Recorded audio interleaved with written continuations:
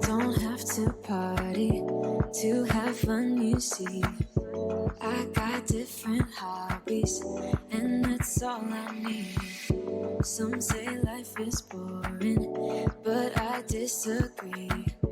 I wake up and live my dream. Someday soon, I'm gonna make it. Yeah, all hard work's gonna be worth it. Ooh, everyone who didn't believe it, they don't know worth it. I'm gonna try. Work till I die. I'm gonna fail and get up, 'cause I'm not giving up on my dream. I'm gonna cry. Chasing the highs. I'm gonna fail and get up, 'cause I'm not giving up on my dream. Hey everyone, welcome to the Built for This podcast. Coach Desi here, and I'm super excited to bring you another episode of the Built for This podcast. I'm super excited about being here tonight because tonight I'm not going to be talking to you. I have a very special episode where I've got a guest podcast host. And tonight's episode is called Discovering Your Leadership Strengths. This is going to be an amazing episode that you want to stick around the entire time for. Now, let me tell you a little bit about this episode and who it is brought to you by. It is sponsored by the Live to Lead Riverside event that is taking place in January 2024. This is something that if you are local to the Southern California area, you do not want to miss. This is a premier transformational leadership development and personal growth conference for everyone. If you are a leader, if you're a business owner, if you are a college student, if you are a professional, if you are a ministry leader, if you are a parent, this is an event that you do not want to miss. You're going to learn from world-class leaders. You're going to impact your sphere of influence, and you're going to make meaningful connections. It is a day of growth. It is a day of development, and you're going to have a lot of fun. So you can go to the Excellence by Design website to learn more. Now, what I want to do now is I want to bring on my guest host, and I'm going to turn it on over to my guests, and I hope that you have an amazing time. See you then.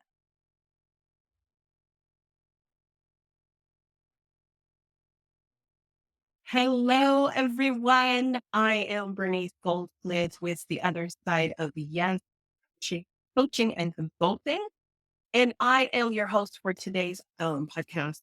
I'm really excited. I'm really honored that Coach Desi has allowed me to come here today and talk to you about discovering your leadership strength. I've invited a friend, a very new friend, actually, just met him in August, and a colleague in the space of leadership to come in and share his thoughts on leadership strength. Before I bring him in, I just want to share a few details about him. So, one of his favorite sayings is, be more interested than interesting. Love that quote. These words, encouraging curiosity, were shared with Gilbert Valdez long ago and have directed his life in powerful ways. He has used them to pour into others for the purpose of helping them see and reach their full potential. And for more than 30 years, he has done just that. Gilbert's passion for people and team has taken him down some incredible roads, and he could not be more grateful than that the road has led him to be with us today. He's dedicated to making our communities a better place for all friends, all neighbors, and he does this through mentoring and people building. He's a proud husband of 41 years, y'all, 41 years to the love of his life, Yvette. And he's honored to be the father to two grown sons and their wives. and he is a follower of Christ who is the ultimate example of truth and love. Gilbert Valdez is a person of value who values others, focused on adding value to all in need. Would you please join me in welcoming my friend and my Maxwell Leadership Team colleague, Gilbert Valdez, to this episode? Good evening. Hey, There you go. Rice and balls there. I wish I could carry with me oh, over. yes. I am so happy, Gilbert, that you are here with me today. Thank you, thank you, thank you for coming onto the Built for This podcast. Um, Yesterday, you and I were chatting about this episode, just kind of getting prepared for it. And you shared something new with me that I had not heard before about your own personal journey into being a supervisor and a leader. And I saw it fit so well into this particular episode. And could you just share it again with our audience? Sure. Last night when we were talking about the journey that led me to being a certified coach and trainer with John Maxwell. Started years ago in my coaching. I've always been into sports. I've always coached kids, coached grown men in softball league. And over time, I just found myself cultivating friendships of all race, all ages, and just saw myself pouring into people. And the more I saw that, I said, over time, how can I be better for them? But in order to do that, I decided to start investing in myself and growing myself so I could be better for myself, in return, be better for them. And then that led into my roles at companies with friends have brought me in to help them build a team, cultivate a family atmosphere, a team atmosphere. And basically, I learned that leading with empathy and influence, those two things right there could just create a great atmosphere that would want your team to come to work every day. We always have struggle. We all struggle at home. We all have kids that put us through things. And it's nice to see that I've been part of these employees, these coworkers of mine, that I poured into them. And then in times of need, they turned to me and to my wife, because we built that relationship and just to walk with them. And fast forward, I started reading, learning about John Maxwell, learning about others, Simon Sinek, and just listening to other leaders. And that's become my passion. And not just at work. I tell the people that we pour into, my wife and I, is that everything starts at home and it starts every morning. Because as I have discussions with our team, is that we're not light switches. If we start off our day very angry, we cannot get to work and turn on a switch and be a different person. So we need to just pour our hearts into our relationships at home with our families. And then it just becomes who we are instead of something that we want to be, and think about it every day. And it's like muscle memory. People practice golf. They go to the golf range. They swing. And next thing you know, it's just, they don't think about it. And leadership, I see it the same way, because now my whole family, we're walking in that as in our journey with Christ. And leadership is to become better communicators of the word, for one, but also how do we pour into people to really have the confidence to come to us when they're in need. And that's really that's our foundation, for my wife and I, is how do we build a foundation of trust? Because when things are going good, everybody's trusting, right? But it's when we need someone there to really sit and cry with them, just listen. We want to be those people that they could call us and give us the opportunity to do that. Thank you. Thank you. Yesterday when you were sharing this, the thing that really stuck with me the most and why I wanted to bring this up is before you took an assessment, you were already being recognized for your leadership skill. That someone saw within you leadership and continually, if I remember your story, you frequently were asked, hey, can you come here and build? Can you come do this and build? Right. And Yes. they recognize that for you. So I'm curious, you had already been recognized as a leader. You were already working in a leadership space. Um, One of the things that I'm curious about is why you took an assessment. Now, before you go there, I want to make sure I'm helping our audience stay in the conversation with us because you and I are Yes. already made. So I want to just let the audience know that we're going to be talking about the Maxwell DISC method for discovering your leadership strength. Let me tell you what DISC means. It's actually an acronym. D stands for dominant or driver. I stands for influence or inspiring. N stands for steady or stable. And C stands for correct or compliant. The DISC assessment has been around for almost 100 years, and many people have already used it in a variety of roles and organizations. The Maxwell DISC method is designed around leadership values, which is why I really like it. The assessment takes about 15 minutes, and within a few minutes after that time, you can receive a very comprehensive report that will reveal your strengths, your behavior under stress, which was something that I found so valuable, unlike other assessments that I had taken in the past. And it described new ways for me to inspire and lead my team. It also gave me actionable, which is what I like. Don't just tell me about myself, but tell me how I can actually improve myself. So actionable and practical insights. And I was able to immediately use that with my leaders and my. So we're talking about DISC. We're talking about a behavioral assessment. My question to you, Gilbert, is since you had already been in this space, since you were already a leader and very successful, obviously at it, why did you stop and take an assessment? A good friend of mine, Nick Edwards from Dallas, he actually is a certified coach and trainer for John Maxwell as well. So when he came back from IMC, he had approached me if I was interested in doing the personality test, the DISC. So of course I said yes, because I was curious to see, because I've done some before where they just tell you who, this is your letter, this is your number, this is who you are.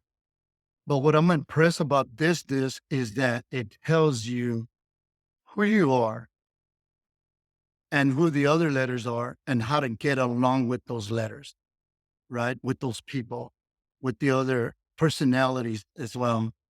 So once I took that and I saw who I was, I was C. And then I saw the other personalities. It took me to the next level of how I see my team, because now I really started focusing on their personalities and how to lead them better, and I think one of the best things that we did as a couple, my wife ended up taking it as well. And that was helpful because now we have something to talk about, something to grow with together. And now I understood why she needed time to process things where I didn't have time for that. Because she's a CS, right? I'm a go, let's get out of here. We'll figure it out as we go. But now I understand that she wants everything in front of her. Everything has to be processed. And we sat and went over it together. And I highly recommend that for any leader, if you want to start at home, this would be a great tool for your family, your spouse, to do it together so you can see the difference. And there's some people that they're surprised at the results. They're surprised at what they see. And it's so detailed that I'm so impressed with the way 30 some pages it has, and it's all detailed and it guides you through that. But it definitely helped me grow. From that point on, I saw my skills, how I'm going to pour into people because they're all different. Obviously, I knew that coaching sports, I knew you can't coach everybody the same, but just learning the disc, just like literally just changed. It changed the way I view my team, if that makes sense. Yeah. So I want to dig in just a little bit. You said that you took it and you're an IC. So we're talking influence inspiring and complaint correct, right? Yes, Um, and because of that, it helps you professionally and personally. Let's talk about the 100. professional. Let's talk about professional. How did that help you with your team? It helped me because now I was able to pour into them according to their personality, right? And back home, I worked at a company that the employees actually took the test as well. So we were able to, it's a customer based company. So we were able to pour into them that way. And that way they can learn also for them, teach them how to deal with customers when they knock at the door. You know, it was an HVAC company. So these guys, our team would get to the door, they knock, they have like 5 minutes to recognize who they're dealing with. You know, if it's a D, you don't have time to chit chat, just get to make the air conditioner work and let's go on. If it's an I like me, I'll follow them around, ask them if they need water, you know, how their day is, try to get to know 'em. Might be annoying at times, but, and that's how it works. Professionally, that's how it really um, helped me grow and help the team grow because now we were talking the same language, right? Because everything I learned and everything I learned, I try to pour into the guys, but also let them know what I'm trying to do with them. Like I give them the same books I'm reading. You know, one of the books that I gave the team back home was Leadership by John Maxwell. And I know that since I left the company, they're doing another book, you know, it's called, oh my gosh, it escapes me right now. But I know that that's how we pour into the team is by continuing to have them read what we're reading as leaders so we could be on the same page. Because sometimes I think as leaders, we study and we listen, but our team doesn't know what we're studying and listening. So they don't know where we're coming from. And I use a lot of sports analogies with our teams. And one of the ones I use is in football, you have a linebackers coach and the linebacker. So during the week, they go for the game, they go through a game plan. And on Sundays, the coach can be on the field. So the linebacker is the extension of the coach and they have to be on the same page. And I feel that a lot of leaders are disconnected from their team because they don't grow them the same way they're growing themselves. And it's worked. It's worked for me. It's not perfect, but I know that we tried. And, you know, it's like everything. Sometimes it works then, and sometimes, you know, the student or the teammate doesn't get it till down the line. But at least they're getting something positive out of it. So you took the test, you found it beneficial for yourself and Yes. decided to have your team assessed as well. And then we're able to sit with them and discuss what are our strengths? How can we communicate better as a team? And also how can we communicate better with our customers? I really like that piece Yes. because a lot of times we figure out how to do it with those that we interact with on a daily basis and kind of perfect that. But this is an assessment and a tool that can help you on the fly, so to speak, right? And as you're knocking, 100%. I'm sorry. Go ahead. as you're knocking on doors and talking to people that you don't normally engage with and you don't know what's coming, like you said, this is a tool that can help you in that space as well. I really love that. I really love that. What were you going to say? Well, the thing that I was going to say is that, we, like I said, we're not light switches. So I'm wired to, even when we go to a restaurant, just interacting with the waitress, having that conversation, trying to figure out who they are, and if you're constantly doing that, it just becomes second nature, and why not try and meet other people? Just like we said, people want to tell their story. We just have to be willing to listen. And that's the right question. I want to switch over real quick because you made me think of something. We're going to go from, Go ahead. we'll go from professional to personal. Mhm. You said you want to take this as well. Yes. It has helped you in your marriage. My husband is an I. I'm guessing he has not been assessed yet. That we're working on that one still. Pretty sure he's a DI. Yeah. He's in that space. He will Okay. talk to anybody. And when I took this assessment and read how I should communicate with someone who's a DI, it totally changed the way that I approached him talking to someone at the restaurant when I'm ready to eat and he's ready to go. Yes. Right? Yeah. And that's what I heard you just describe, right? That's who we are. You're just talking. And I'm like, dude, be quiet. I just want to eat. And I actually put it over to, and the waitress or the waiter just wants to leave. Yeah. They could have been, and sometimes they were, and they engaged with him and did all of that. I was just amazed at how much this tool helped me in life, period, to better understand everyone that I was engaging with. And that's what I'm hearing from you as well. Right? No, absolutely. And I can't wait till your husband takes it, because that's where the beauty of this is. When you take it as a couple, is the dialogue start, right? And like you said, now you know why he is the way he is out in public.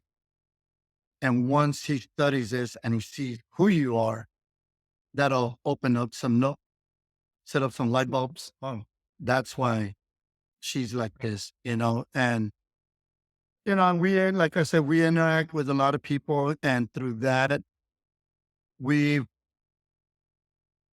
prayed for people because they've been, one question or two questions. So simple question, can I pray for anything? And some people say no, but here lately it's been yes. And we'll do it, and just like the 15 laws with John Maxwell, being intentional, being aware, Yeah. and be willing, as we're doing tonight, the law of the rubber band, being able to want to be stretched. And I think that's one of the things with the disc. Some people may shy away from it because, believe it or not, there's people that really don't want to know, but I don't know. I think there's people that don't believe in this because I've heard it, but I could just tell them what the benefits has been for me and for my wife, and that's all we can do. You just keep doing that testimony and that witness and let them see the changes Yeah. that is in you. Yeah, absolutely. Absolutely. So a question that I have for you, can you share an experience that you've had with a leader who was directly different from you, and how knowing who you are and who they are, how you've been able to overcome a particular challenge? And that I've had that situation happen. And the beauty of it is that a company or a space need different personalities. I don't think I would be very happy if I was just surrounded with a bunch of eyes, you know. But if you embrace who you're working with and learn who they are, I'll tell you when it happens. When it really helps is when there's conflict. I don't shy from conflict because I see conflict as a positive. Every time there's a conflict, I embrace it because I see it as an opportunity for growth. People don't like conflict because they see it as a negative thing. Some of my best relationships have come out of a very conflict situation. But there was, people like to quote, iron sharpens iron. Well, the way the sword gets to be nice and shiny and beautiful, it sparks, banging, grinding. And those are relationships that are needed. They're useful if you see it from the side of growth and respect at the end of the day, right? Because you have to be surrounded with people that are willing to say, I don't think it's a good idea. And even if you just voice that and they still go on with their decision, at least you were able to voice that with confidence versus being in a room, knowing that it's not the right decision and now voicing your opinion, walking out of the room and then talking to everybody about it. That's why I think it's important for leaders to really get to know themselves first. Starts there. Know yourself first and then know your surrounding. And just know that you cannot teach or coach everybody the same. There's some guys that I led back home that I could really push them and they responded. And there were some others that I had to take into office and just soft word, kind words, loving on them, and they responded. But I've also made my share of mistakes where I've addressed a coworker of mine, a teammate, out in front of everybody, and I was wrong the way I addressed it. And I was wrong because he didn't do what I thought he had done, what happened. So I slept on it. It really bothered me. So what I did to build a relationship with the team, I was intentional of gathering everybody that was there that day and apologize in front of them, apologize to him in front of everybody that heard what I said to him the day before. Because it wouldn't be right for me or for him for me to apologize the next day in my office by ourselves. So I made sure that everybody that heard me, I brought them back to the warehouse. We huddled up and I apologized, asked for forgiveness, and we moved on. And I think that's where leadership is really built in moments like that, right? In hard times like that, where a leader could be empathetic and show themselves that we're not perfect. A leader that walks on that refuses to apologize or say that he's wrong or give credit when credit is due, I see a very broken team. Then you can spot them. Go ahead. That's that's a strength in a leadership that outside of the assessment that we're taught out, Mhm. but it is strength that leaders must have the ability to be empathetic, the ability to admit that they don't know everything and that they can be wrong. And in those situations where they are wrong, to apologize. What you did in publicly apologizing, just as you had publicly, and I use this word loosely, shame that Yeah. individual, that it set you above all other leaders that they may have dealt with, because most leaders won't do that. They will pull the person inside and do that private apology thinking that they fixed it. And that is strength of another nature that leaders also must have. And I truly applaud you for having the wherewithal and the strength and the courage to do that in front of everyone. And I'm sure if I talked to any of those guys on that day, that they would say, Gilbert, I got his back forevermore. I will do anything for him because of that humility and humanity that you showed for people. I think that's one of the key things for me in this whole assessment, the DISC assessment. I wanted to take it to learn about myself, but I also wanted to take it to learn how to better connect people, Yes. because it is so important for me as a mom, as a wife, and as someone who worked in a professional space as well. How do I connect with people to help everyone reach their goal? Right? We all have goals.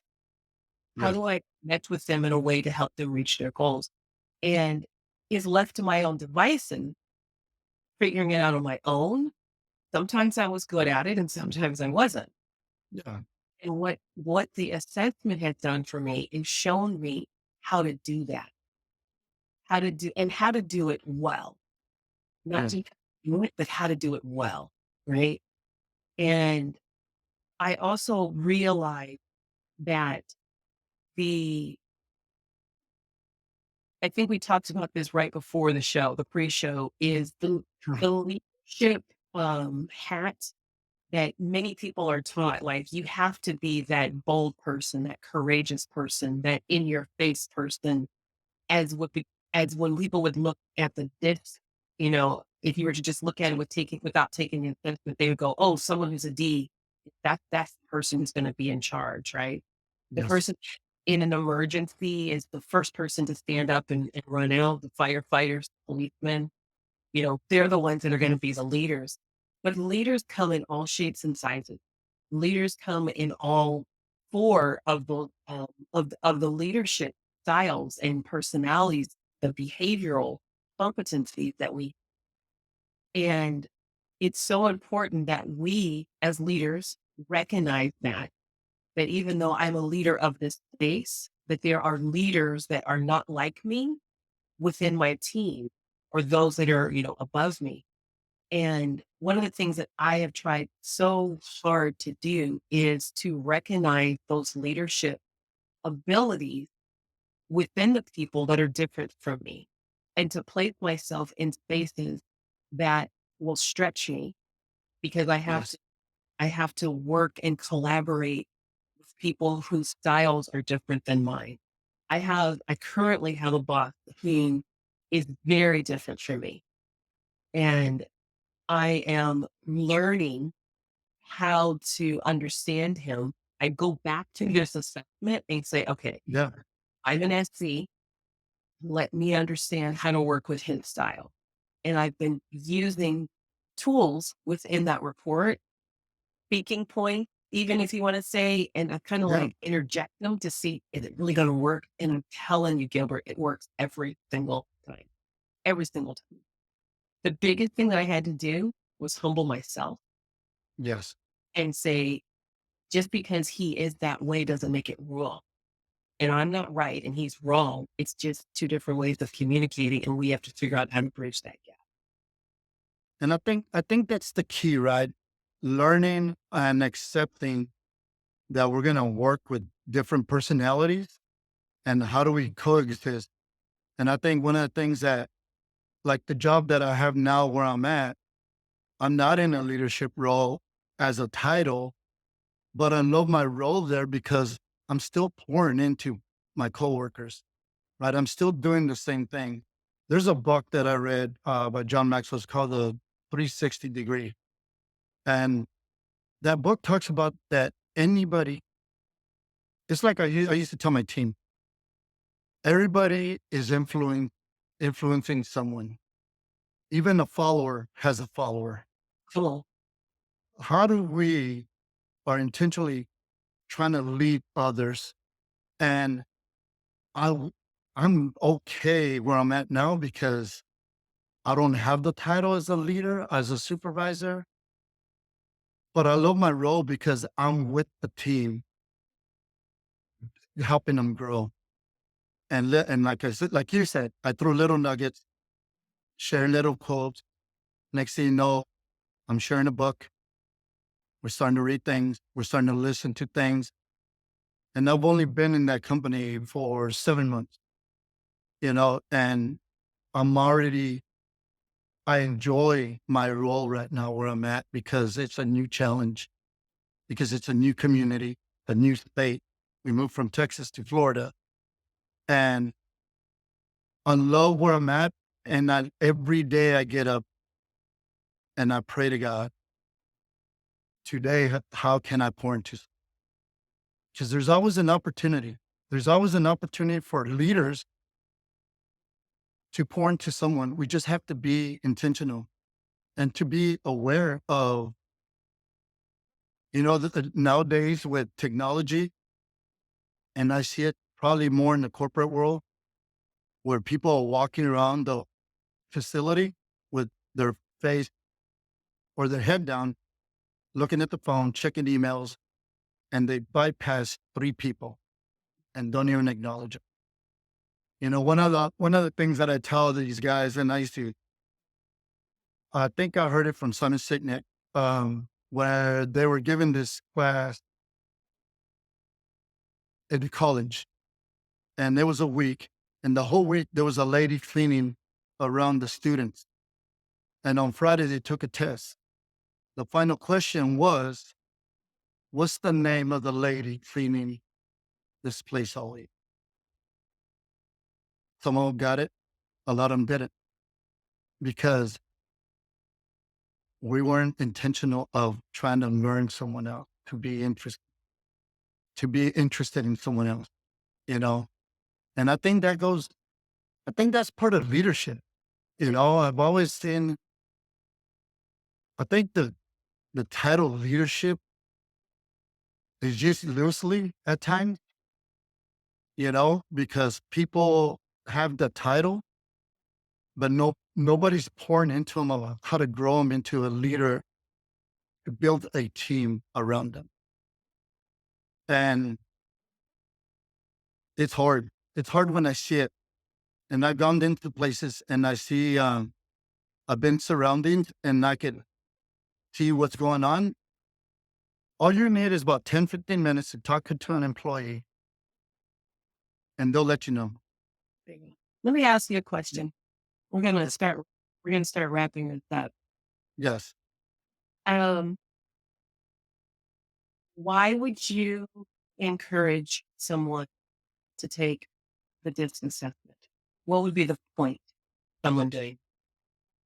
I think the number one reason I would recommend people, and I do point people to the DISC, is to really get to know yourself. It starts there, right? Because I didn't know I was an I just knew I loved to talk and I love people and I love to pour into people. And then when I started reading the result and I go, oh my God. And it just takes you to the next level. It gives you something to grow on. It challenges you. Like we talked about all night tonight, is for me, it challenges me on how to interact with other personalities. But the number one thing is to know myself, to know yourself. Because a lot of times, look, like we said at the beginning, we've been married 41 years. After the DISC, we discovered some new things. We don't stop growing.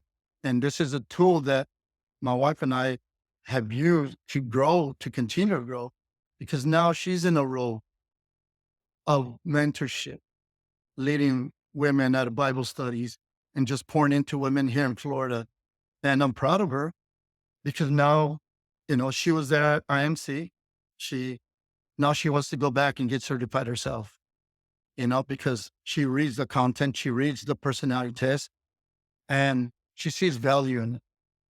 And I think at the end of the day, Bernice, I would say is that if you value yourself, you get to invest in yourself. A lot of times people say, no, that costs too much. Well, what is it? What are you worth? What are you worth to pour into yourself? And why wouldn't you want to be better for yourself and your surrounding? Man, I'm telling you, you change and you see your surroundings change, and it just nonstop from there.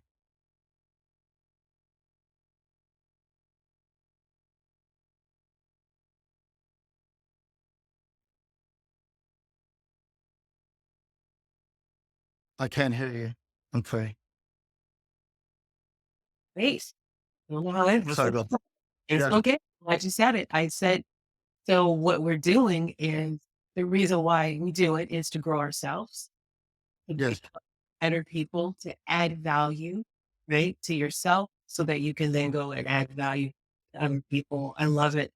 I'm very happy that you and your wife took the time to take the test to learn more about each other. Many couples become complacent. Oh, we've been doing this for 40 some years. And we're doing fine. You can do this in your personal space. You can do it in your professional space. It's so important that we identify and discover what our strengths are as leaders. And so if there's anything that this episode can do for those who are listening and watching, is go find out who you are, find out where your strengths lie, find out how you can better communicate with your family, with your friends, in your professional space. I want to say thank you, Gilbert, so very much for taking your Can I time. add something? Can I add something to it before we leave? Yes. Uh, one of the things that I want to close with is the benefit of this is if they get with you and you give them the test.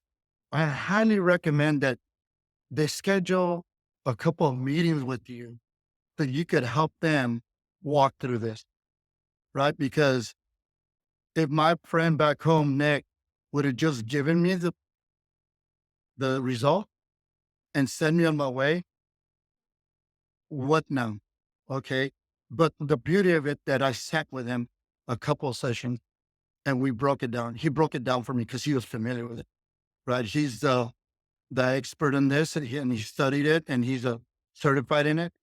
And so I recommend to listeners that if they do decide to take this, wherever they may be, not to just take it and get the results, but to follow up with a certified coach and to get more insight and more input.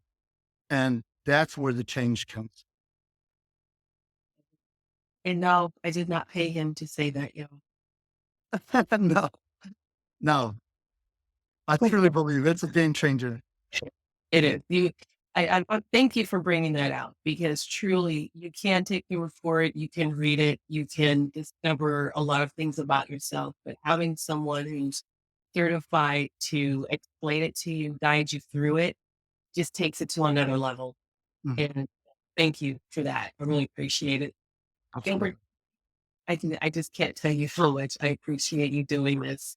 I didn't say this at the beginning, but this is, so IMC is where I first met Gilbert. We were sitting at a table for our certification, and our table had about 5 people. It was a table of 6, 5 people sitting at the table. And then it was a general session, and they said, okay, those who are being certified, stay. Those who are not, the alumni may leave. And I looked up, and there was one person at the table with me.